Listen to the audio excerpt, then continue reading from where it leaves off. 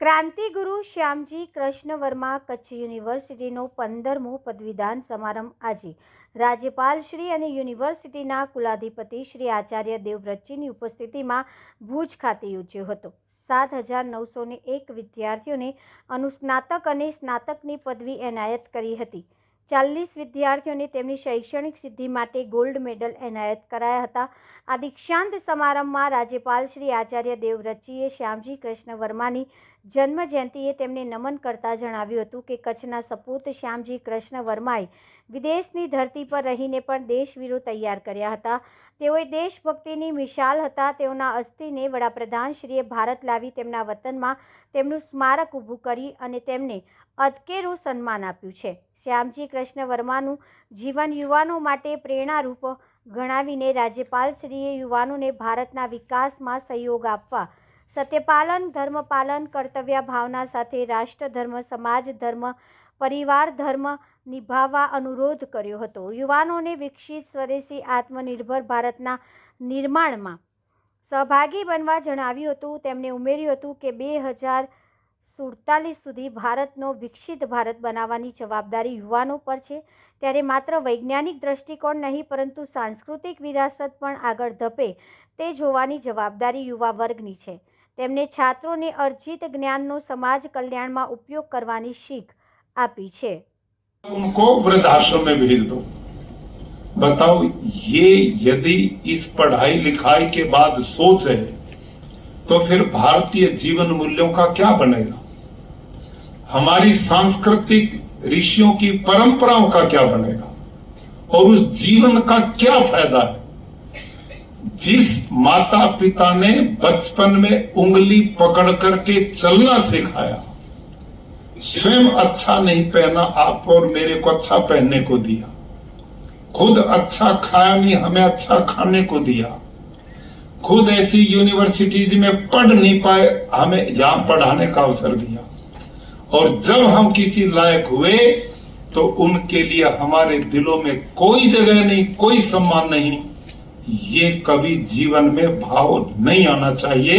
ये पढ़े लिखे जिम्मेदार युवा से इच्छा रखी जाती है। नमस्कार, मारू नाम निकुंज वागड़िया है। हूँ राजकोटनो वतनी छूँ અને કચ્છ યુનિવર્સિટીમાં હાલ મેં PhD પૂરું કર્યું છે શિક્ષણ વિભાગમાં શિક્ષણ શાસ્ત્ર વિષયમાં। આજે 15મા પદવીદાન સમારંભમાં મને PhDની ડિગ્રી એનાયત થયેલી છે, જેના માટે હું કચ્છ યુનિવર્સિટીનો અને માન્ય રાજ્યપાલશ્રીનો ખૂબ ખૂબ આભાર માનું છું।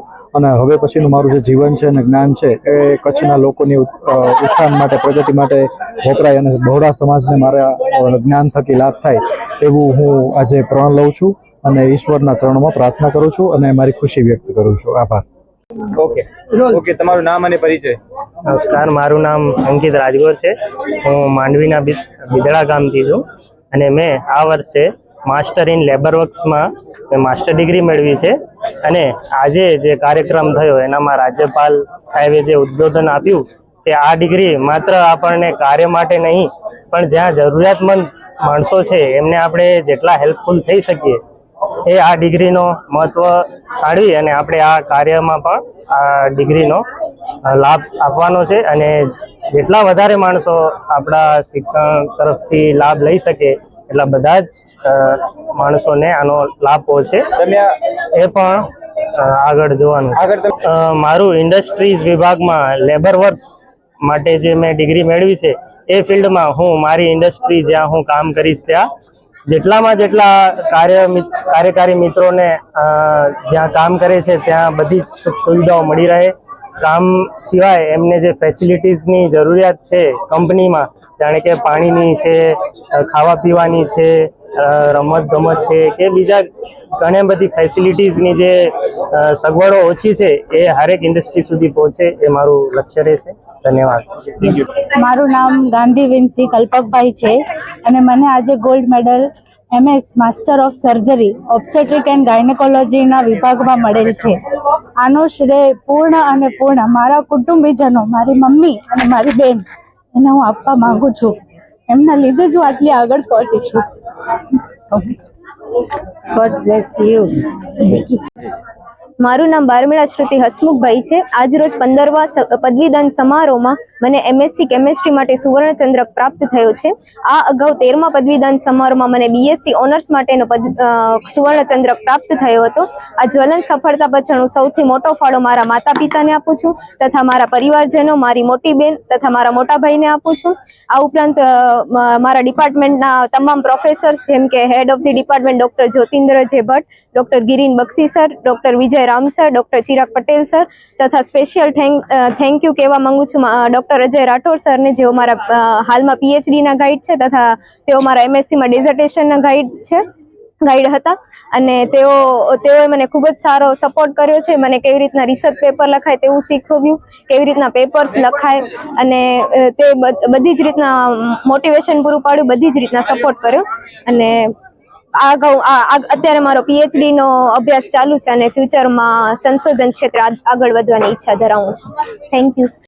નમસ્કાર, હું માર્મી નિલયભાઈ શુક્લા. આજ રોજ 15મા ડિગ્રી સમારંભમાં મને અંગ્રેજી વિભાગમાં અવ્વલ આવવા બદલ સુવર્ણચંદ્રક મળ્યો છે. તે બદલ સૌપ્રથમ તો હું મારા માતા પિતાનો અને તેમજ સમગ્ર ફેકલ્ટીનો હું ખૂબ ખૂબ આભાર માનું છું અને આપણા ગુજરાત રાજ્યના ગવર્નર માનનીય શ્રી આચાર્ય દેવવ્રતજી દ્વારા મને આ સુવર્ણચંદ્રક મળ્યો તે બદલ હું તેમનો ખૂબ ખૂબ આભાર માનું છું અને ખુશીની લાગણી વ્યક્ત કરું છું. આગામી હવે મારો રસ આમ ટીચિંગ ફેકલ્ટીમાં જ છે તો હું એ જ વિભાગમાં આગળ વધીશ.